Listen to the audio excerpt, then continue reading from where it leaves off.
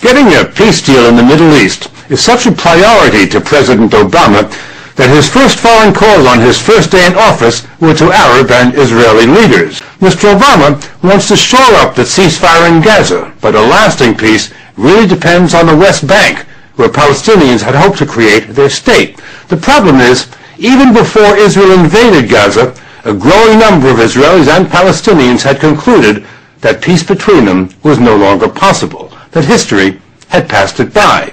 For peace to have a chance, Israel would have to withdraw from the West Bank, which would then become the Palestinian state. It's known as the two-state solution.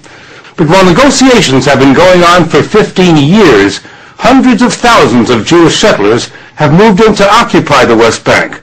Palestinians say they can't have a state with Israeli settlers all over it, which the settlers say is precisely the idea. Settlements prevent the establishment of a Palestinian state in the land of Israel. This is the goal and this is the reality. My heart still wants to believe that the two-state solution is possible. My brain keeps telling me the opposite because of what I see in terms of the building of settlements. So in a way, these settlers are destroying the potential peace for both people that would have been created if we had two-state solution. Andy told us Israel's invasion of Gaza, all the death and destruction, convinces him that Israel does not want a two-state solution. I am very worried that what Israel has done has furthered us much further from the possibility of two-state solution.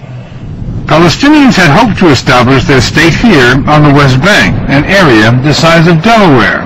But Israelis have sliced it up with scores of settlements and hundreds of miles of new highways that only settlers can use. Israel is building what it calls a security wall between the West Bank and Israel. The Palestinians are furious because it appropriates 8% of the West Bank.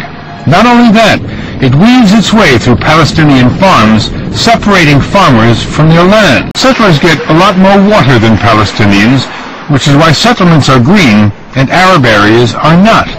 Moderate Israelis who deplore the occupation used to believe passionately in a two-state solution, no longer.